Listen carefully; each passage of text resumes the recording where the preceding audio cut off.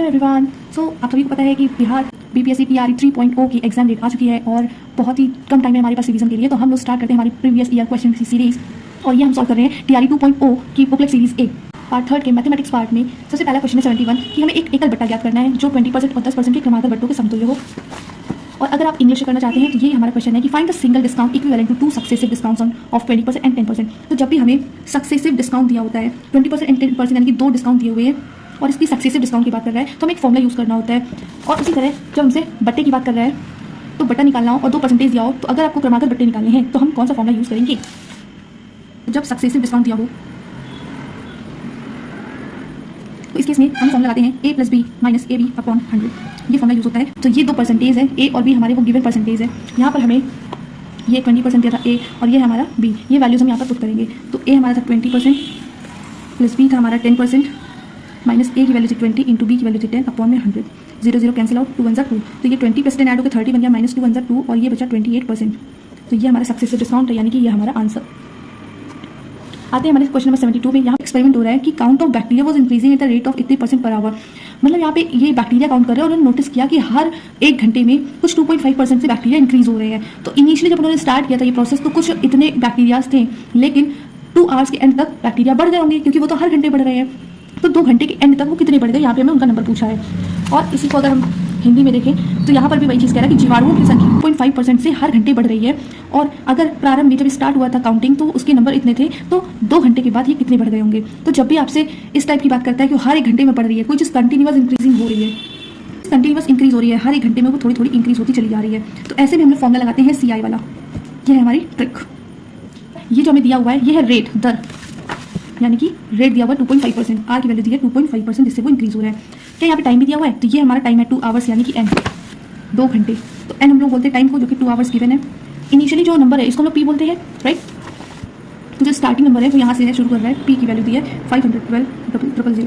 तो ये हमारा पी है। और हमसे पूछा क्या है कि एट द एंड 2 घंटे के आफ्टर हमारे पास कितने बैक्टीरियाज होंगे, यानी कि ए अमाउंट, टोटल अमाउंट क्या हो जाएगा, है ना। तो हम फॉर्मूला अप्लाई करेंगे A = P 1 + R/100 की पावर n। ए की वैल्यू पता नहीं है, पी इनिशियली जो नंबर होता है वही हमारा पी होता है ओरिजिनल। 1 + R हर घंटे बढ़ गई 2.5 से, अपॉन में 100 था ही, एन की वैल्यू हमें कितनी दी थी 2। अच्छा पॉइंट हटाएंगे तो 0 आएगा, 25 4 100 होता है और एक 0 ये 41 40 + 41 40 और +1 ये आया 41/40। क्योंकि स्क्वायर लगाए तो इसको हम 2 टाइम्स लिखेंगे। प्रॉब्लम ये है कि हमारे पास टाइम कम है, हमें जल्दी से सॉल्व करना है। तो हम क्या कर सकते हैं यहाँ पर कि हमें पता है कि जो है ये 8 का क्यूब है, तो हम कर सकते हैं कि 4 2 8, अगर हम यहाँ पर 2 रिमेनिंग छोड़ दें, 4 2 8 यहाँ से मिल जाएगा तो हमें ये 64 मिल जाएगा और एक 0 इसका है।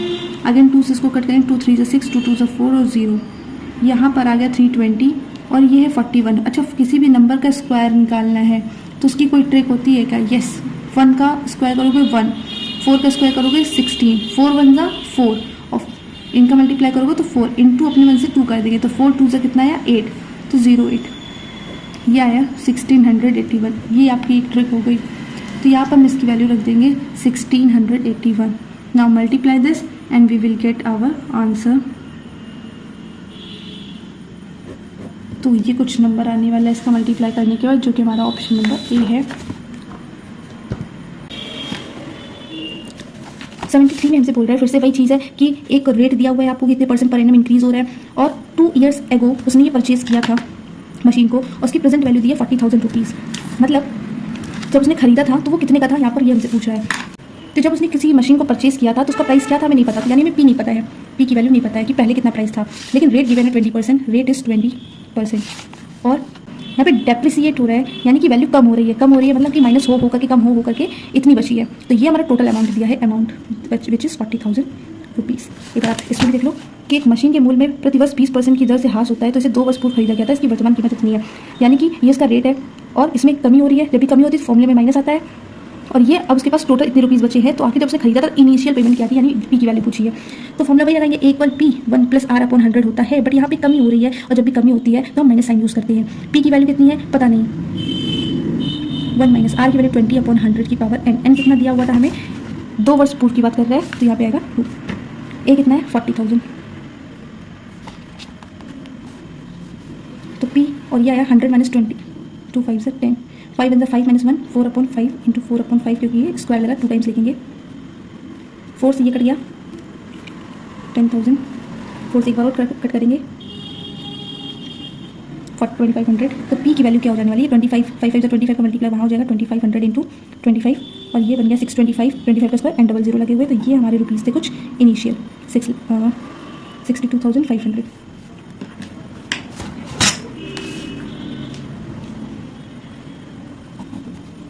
हमारी प्रॉब्लम नंबर 74 में, और 74 में हमसे यहाँ पे दिया हुआ है कि कौन सा कथन आवश्यक रूप से सत्य नहीं है।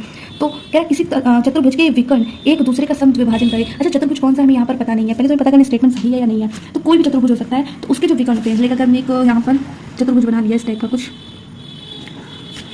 इसके जो विकर्ण है ये इसके विकर्ण है, तो इसके विकर्ण एक दूसरे को समद्विभाजित करेंगे, ये और ये और ये जो इसके विकर्ण है वो एक दूसरे को समद्विभाजित करेंगे, तो वह समांतर चतुर्भुज होगा। यानी जो हमने चतुर्भुज बनाया है ये समांतर होगा। आपको पता है ऐसा कुछ समांतर चतुर्भुज होता है, ये और ये पैरेलल साइड्स इक्वल हो जाएंगी।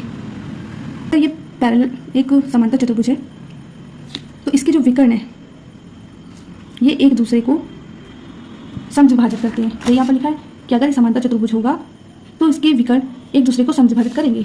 बिल्कुल करेंगे, समांतर चतुर्भुज में यही तो होता है कि उसके विकर्ण एक दूसरे को समद्विभाजित करते हैं। तो ये बिल्कुल सही बात है। दूसरा, यदि किसी चतुर्भुज के विकर्ण बराबर हो तो वह आयत होगा। आयत होगा तो पहले आयत ही बना लेते हैं। यह है हमारा आयत, तो कह रहा है इसके विकर्ण बराबर होंगे। अच्छा, आयत के विकर्ण बराबर होते हैं हमें पता है, राइट। तो ये विकर्ण ये वाली साइड इस वाली साइड की इक्वल है। तो ये भी बात सही है कि चतुर्भुज के विकर्ण, कि अगर चतुर्भुज के विकर्ण बराबर तो आयत होगा, क्योंकि इस है तो ये आयत है। ये कंडीशन होती है, ये और ये वाली साइड इक्वल होगी।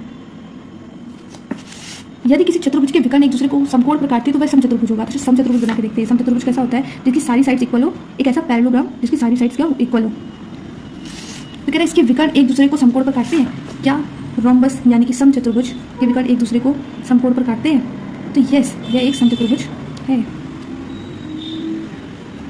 ये भी सही निकला, ये आयत था और ये था समांतर चतुर्भुज।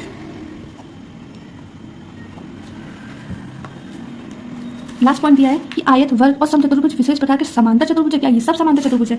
तो ये देखो आप, ये है हमारे समांतर चतुर्भुज, जिसकी अपोजिट साइड्स क्या होती हैं, पैरेलल एंड इक्वल। अगर हम इसको सारी साइड इक्वल कर दें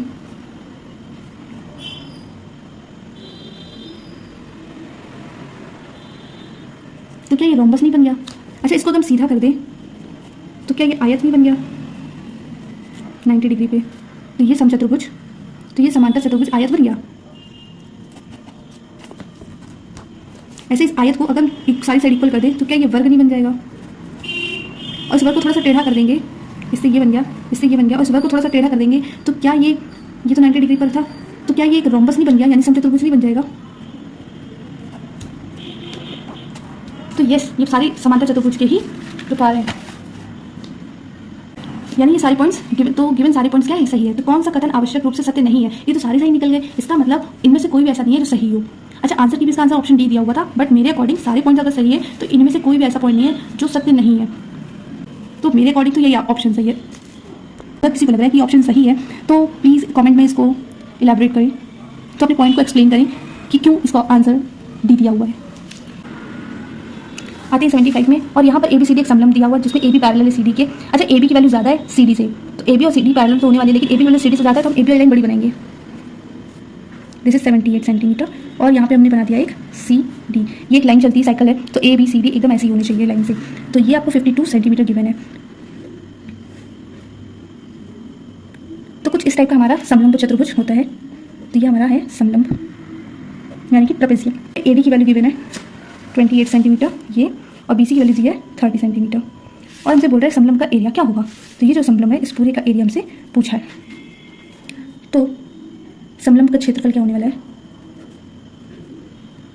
half sum of parallel sides यानी 78 plus 52 into the distance between them, यानी इन दोनों समांतर भुजाओं के बीच की दूरी, जिसको हमने h हाइट मान ली है। तो ये तो 1/2 इंटू 130 इंटू h।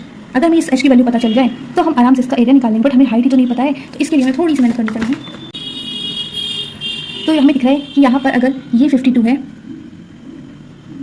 तो इतनी लाइन भी यहाँ तक कहीं 52 होगी।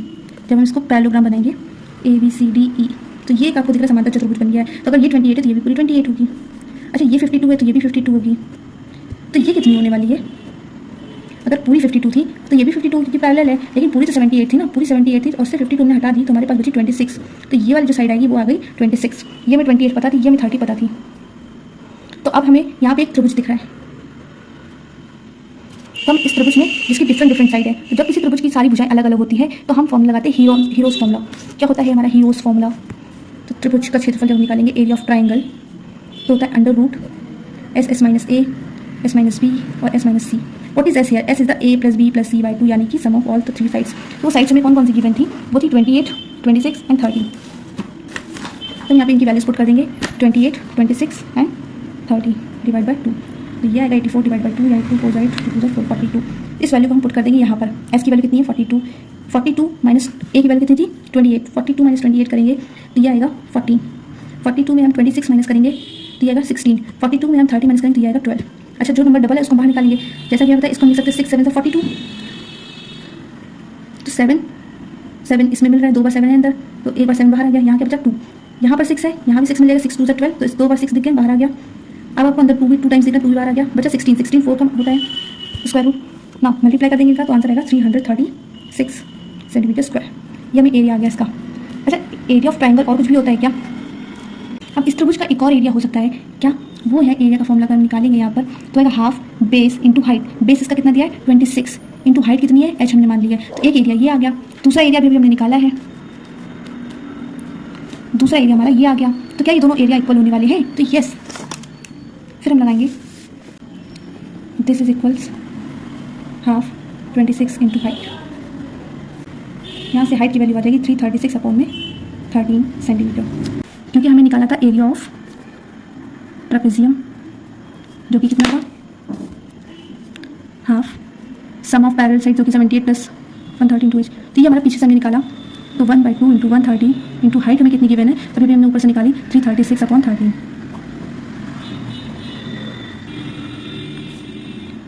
तो ये आया 1680 सेंटीमीटर स्क्वायर। सो आते हैं हमारी प्रॉब्लम नंबर 76 में, और यहाँ पर मैं कह रहा है एक संचालक की धारिता 108 घन मीटर है, यानी कि capacity of a reservoir is 108 metre cube. तो यहाँ पे जो हम एक वॉल्यूम हमें गिवन है यहाँ पे, यानी कैपेसिटी यानी कि वॉल्यूम जो दिया है वो है 108 मीटर क्यूब, और इसके अंदर जो पानी डाला जा रहा है, जो भी यहाँ पे इसका वॉल्यूम रिजर्वॉयर के अंदर जो भी ये वॉल्यूम फिट है, इसके अंदर हम लोग पानी डाल रहे हैं। अच्छा, ये पहले खाली था, जब इसके अंदर हमने पानी डालना शुरू किया तो 60 लीटर हर 1 मिनट में डाल रहे थे। तो पूछा कितने घंटे में ये पूरा फिल हो जाएगा? संचितालय को भरने में कितने घंटे लगेंगे, यहाँ पे हमसे पूछ रहा है कि जब हम when water is poured in at the rate of 60 litre per minute, तो जब इसके अंदर वाटर डाला जाएगा 60 लीटर पर मिनट से, तो कितने घंटे में ये रिजर्वर पूरा फिल हो जाएगा? तो हम बात करें कि 1 मिनट में कितना वाटर इसके अंदर फिल हुआ, तो 60 लीटर। 1 मिनट में 60 लीटर पानी इसके अंदर चला गया। हमसे पूछा हर घंटे, हमसे पूछा कितने घंटे लगेंगे। तो क्या हम इस मिनट को 60 से अगर मल्टीप्लाई कर दें यहाँ पे दोनों साइड, 60 मिनट का मतलब होता है 1 आवर। तो हमें ये पता चल गया कि 1 आवर में 3600 लीटर इसके अंदर फिल हो जाएगा। अच्छा, टोटल जो हमें वॉल्यूम गिवन है 108, ये मीटर क्यूब है। इसको लीटर में कितना लिखेंगे? तो एक फॉर्मूला होता है कि 1 मीटर क्यूब इक्वल्स 1000 लीटर। ये फॉर्मूला यहाँ पे अप्लाई हुआ, तो 1 मीटर क्यूब की जगह हम लिख देंगे 1000 लीटर, यानी कि 108 एंड 1000 लीटर ये हमारा वॉल्यूम आ गया। अच्छा, ये टोटल वॉल्यूम है जो इतना इसके अंदर वाटर स्टोर कर सकता है, इसकी कैपेसिटी है। 1 घंटे में 3600 लीटर डाल रहे हैं, तो कितना टाइम लगने वाला है इसको फुल करने में? तो जो टाइम लगेगा टोटल वॉल्यूम डिवाइड बाय 3600, यानी कि 1 घंटे में जितना पानी फिल कर रहे हैं उतना। जब हम इसको सॉल्व करेंगे तो ये 3 टाइम्स जाएगा, तो 30 आवर ये आंसर आने वाला है। नेक्स्ट है, यदि किसी घनाभ की प्रत्येक भुजा दोगुनी कर दी जाए तो उसकी सतह का क्षेत्रफल क्या होगा? तो 77 वाली जो प्रॉब्लम है, यहाँ पे हमें एक घनाभ दिया हुआ है। इस घनाभ का जो सतही क्षेत्रफल की बात हो रही है, यानी एरिया। इस घनाभ का एरिया क्या होता है? घनाभ का एरिया होता है 2 length breadth plus breadth height plus height length. ये एरिया होता है हमारे घनाभ का। कह रहा है कि अगर इसकी प्रत्येक भुजा दोगुनी कर दी जाए तो सतह का क्षेत्रफल क्या होगा? यानी कि जो इसकी लेंथ है ये 12 हो जाए, ब्रेथ है वो 2 ब्रेथ हो जाए, तो ये 2 2 4 LB हो जाएगा। इसी तरीके से ये 4 BH हो जाएगा, और इसी तरीके से ये 4 HL हो जाएगा, यानी कि जो 4 है ये सबसे कॉमन हो जाएगा। बाकी बाहर हमारे साथ फॉर्मूले में 2 था ही। तो ये जो न्यू एरिया आने वाला है, अगर इसमें नोटिस करें कि ये पूरा फॉर्मूला जो है, ये तो ऊपर वाला एरिया ही है, तो 4 × 2 LB plus BH plus HL, यानी कि 4 इंटू एरिया। तो क्वेश्चन में ये पूछा था कि जो नया क्षेत्रफल आने वाला है वो कितना हो जाएगा, तो वो 4 गुना हो जाएगा, 4 टाइम्स हो गया ना इसका, तो जो न्यू एरिया है वो पुराने वाले का 4 टाइम्स हो जाएगा। तो 78 में कह रहा है निम्नलिखित बारंबारता पर विचार कीजिए। ये पूरा वर्ग अंतराल दिया है, ये पूरी बारंबारता दी है, हमसे माध्यिका का वर्ग पूछा है। तो जब यहाँ पे वर्ग अंतराल 0 से 10 दिया है, बारंबारता ये दी है, जब भी ऐसे इस तरीके की प्रॉब्लम आती है जिसमें हमें वर्ग अंतराल दिया हो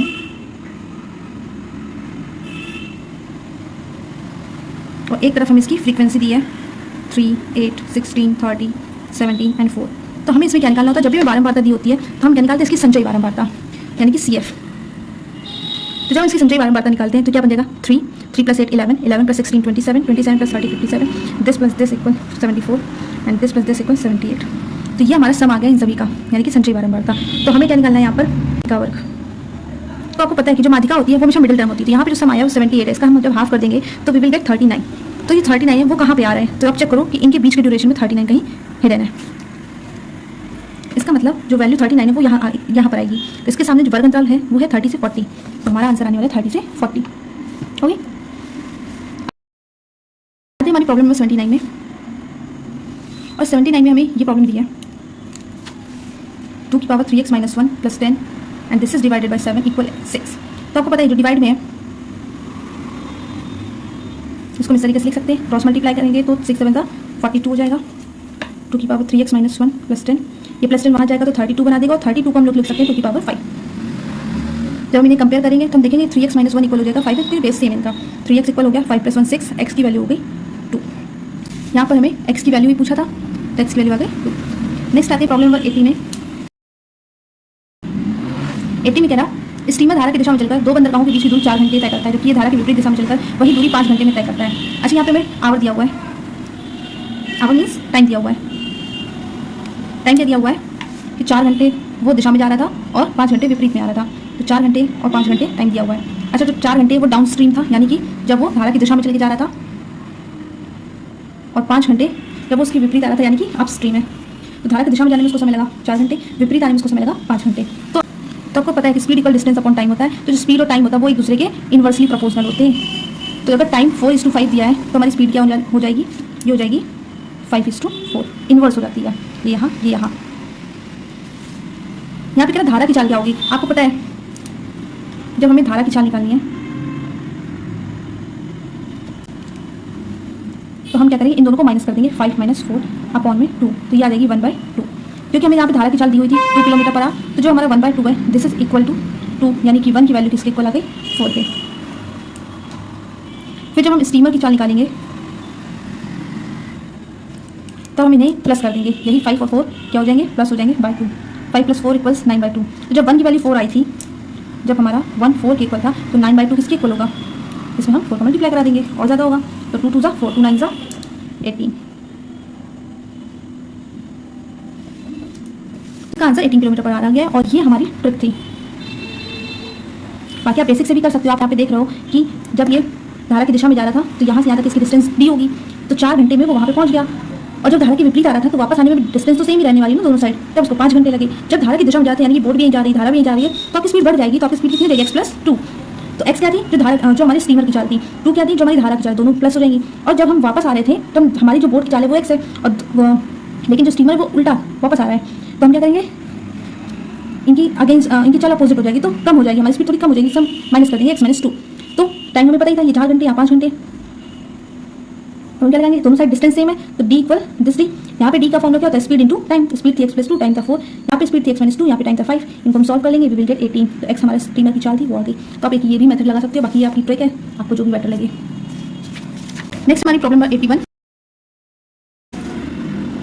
और यहाँ पर हमसे sine theta plus cos theta इनकी मैक्सिमम वैल्यू पूछी, अधिकतम मान, यानी कि इसकी मैक्सिमम वैल्यू क्या होने वाली है। तो जब ये मैक्सिमम वैल्यू की बात करते हैं, इस तरीके से मान लीजिए ये a sin थीटा और ये b cos थीटा है, तो इसकी जब आप मैक्स वैल्यू निकालोगे तो फॉर्मूला होता है √a² + b², क्योंकि यहाँ पे हमें a की वैल्यू गिवन नहीं थी, तो sin theta plus cos theta normal यही दिया हुआ था, तो यहाँ पे a 1, यहाँ b भी 1, तो a भी 1 है, b भी 1 है, फॉर्मूले में अप्लाई कर दो, 1 का स्क्वायर प्लस 1 का स्क्वायर, तो 1 का स्क्वायर 1 ही होने वाला है, 1 + 1 2, तो ये वैल्यू आ गई